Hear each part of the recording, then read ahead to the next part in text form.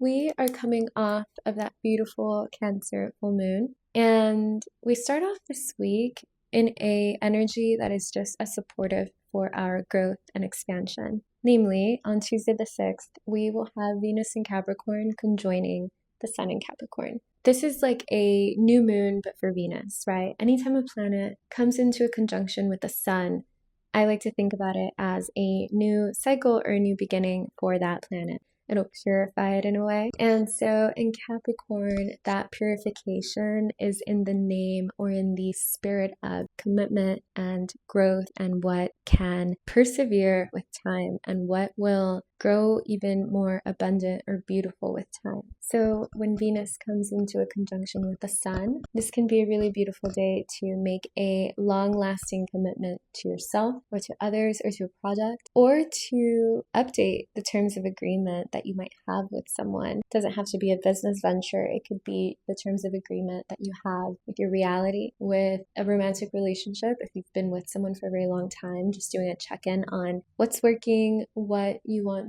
to update, what you want to try, and what you don't want to carry moving forward. So on this day, it can be a really beautiful time to, again, just check in on what your values are, what your needs are, and what no longer serves you and your path forward, and what you need to bring more in of, whether that is on a spiritual level, energetic, material. This is the day to really center into what you want to invest in. On Wednesday the 7th, Venus in Capricorn will conjoin Mars also in Capricorn. And when Venus and Mars come together, it's very passionate, it's very hot and fiery and pleasure filled. When it's happening in Capricorn, the approach is a little bit more slow. This feels like a little bit of a slow burn, if you will. Again, doesn't have to be sexual or romantic in nature. This can be a slow burn creative project. This can be a slow burn friendship or what have you. Though I will admit this has the undertones of something a little bit more passionate. If you're single and you're not really coupled up like that or wanting to be coupled up like that, use this energy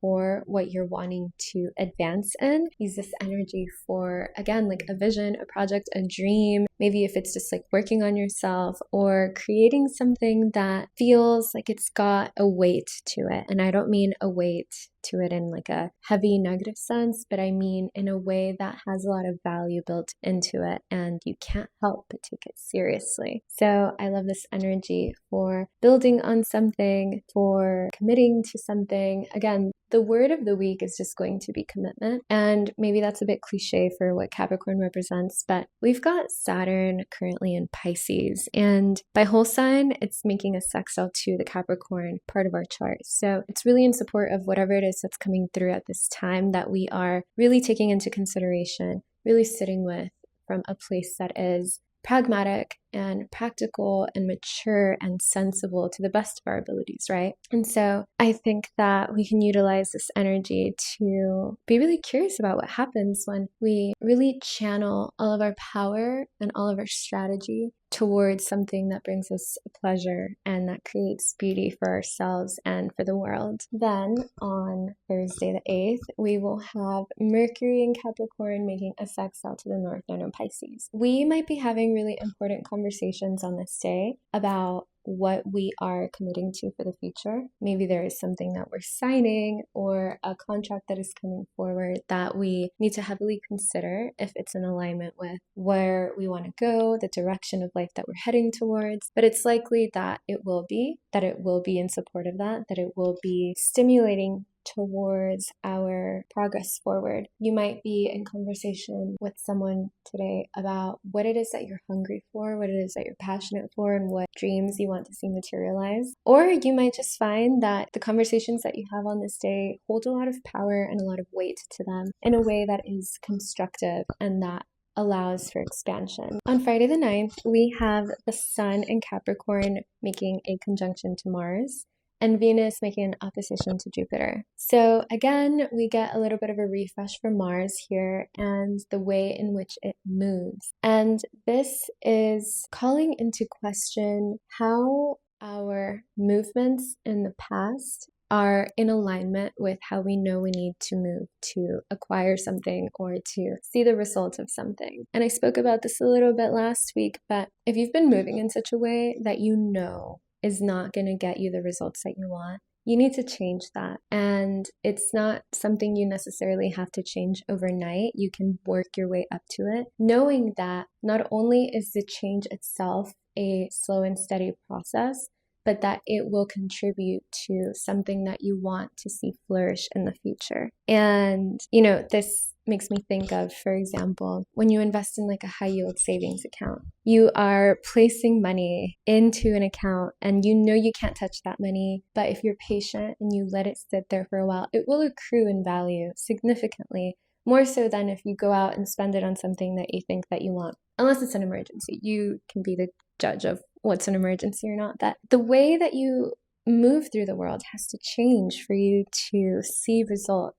And this aspect highlights that. So maybe in the past you would have taken a substantial amount of money and just allocated it to whatever brought you the most immediate gratification. But now you're realizing, actually, I should maybe invest it, or I should place it somewhere a little bit more valuable where it will be more strategic in the long term. That's sort of what I'm hinting to when I say changing how you move or what your movements are on a daily level to really create the more fruitful harvest for yourself in the future, in a year's time, 2 years' time, 5 years' time, whatever timeline. Then Venus in Capricorn will oppose Jupiter in Cancer, which is a beautiful, magnificent energy to really ground us into the beauty of what it is that we are saying yes to right now. That could be in a relationship or a new creative project. And whenever Venus and Jupiter are in a little bit of those more challenging aspects, mostly the word of caution is be mindful of too much of a good thing.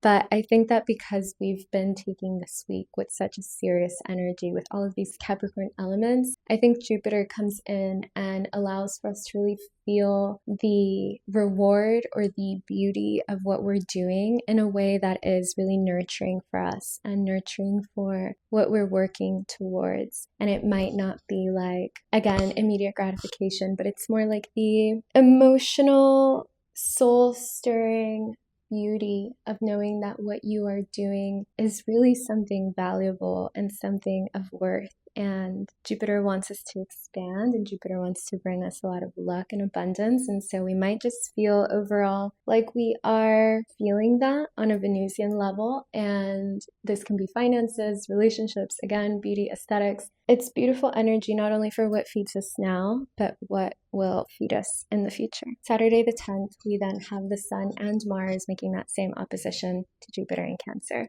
So this feels a bit like, pretend you're maybe like a little snail, or pretend that your body is a shell. The vessel or the shell that has housed you may no longer be compatible with the growth and expansion that you are stepping towards, given what commitments you have said yes to throughout this week. It is necessary, therefore, that we update our vessel and the habits that we have about it to move forward as efficiently as possible, whether that is on a nutrient level where we're just eating better food so we have adequate energy, to maybe we are adorning ourselves a little bit differently, maybe we are dressing the part, right?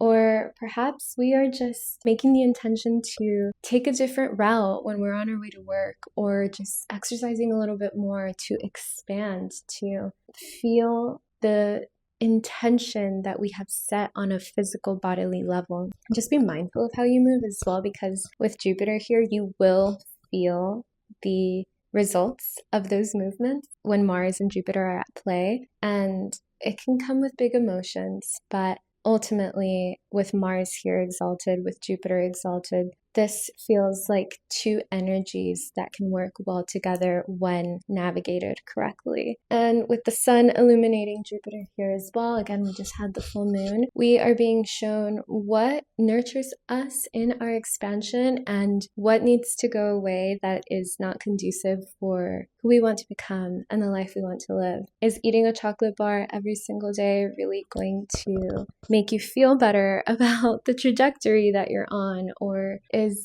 a little bit of balance may be required moving forward. That's a very personal example. Yes, I was eating a chocolate bar once a day for a moment in my life. And, and you know what I came to realize? Towards the end of it, the chocolate bar just didn't even taste sweet anymore. It just didn't even feel like a treat anymore. And so maybe you're just also calling into question, the things that nourished me at one point, do they still nourish me now? The things that I considered gifts to myself, are they still gifts? Or am I taking them for granted? So there's a lot of consideration this week over what it is that is helpful and what is not helpful, and to cut things away and to do it in a way that is clean and strategic and supportive, not only to us, but to others. We're going to draw a card now for the week and just see what it is that we want to be supported with.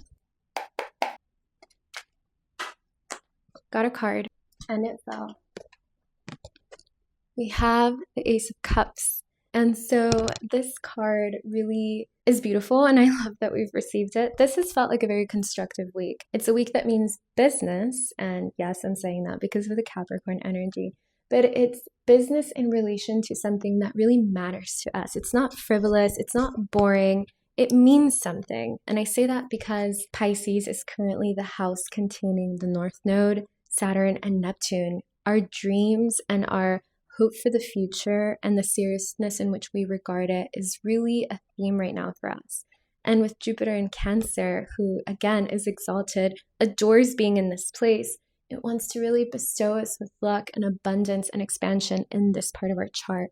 Wherever Cancer and Pisces fall in your chart, you will receive this influx of energy and hope, and keep that front of mind when you are maybe participating in the actions of being pragmatic, strategic, and practical in taking that time to cultivate something with patience. And I'm reminded, of the process of a diamond coming into play. It takes time for a diamond to be born. It takes a lot of patience and pressure, but when it's done, it is valuable, it is beautiful, and it didn't start off that way. You had to wait for it, but that's what makes it so worthy in the end. And keep that in mind. Keep that vision in mind of why you're doing what you're doing. And when you close your eyes, I don't want you to just imagine what you think it's going to look like. Feel how you think you'll feel, or how you want that thing to make you feel, and call that into place. Because if you're manifesting something because of how it looks, more often than not, you're going to get the thing and you might be disappointed. You might say, oh, this didn't give me what I thought it was going to give me at all. And that's why when you're calling something forward, A, focus on the energy of it, focus on feeling it in your nervous system, and B, stop seeing it as out there in the world for you to go and get, and start recognizing that it starts from within, it blooms from within, and your external reality has no other option but to reflect it without or in the external. So the Ace of Cups is a reminder for you to really sit with the energy and the emotions of that, and to navigate the etheric realms of it, since we are already so much in the physical, material realm of it all. And when you can marry both of them, that's when the magic really wants to come through. That's when the energy of genius really touches your shoulder and whispers something to you that is exactly what you, and likely many others, needed to know, hear, feel, and see. So I hope that this has been helpful. Thank you so much for joining me today. And if you're curious about how this is landing for you, or how the rest of the year might go for you, feel free to check out my website, audisolaris.net. I have a variety of different offerings there. We can hop on a call and talk. But with that, I will see you next week, and I hope that you can really arrive to a place of stability within yourself in this moment, and commit to something that really means a lot to you, and to settle on what you value most at this time as we go into the rest of 2026. Sending you so much magic. Cuídense.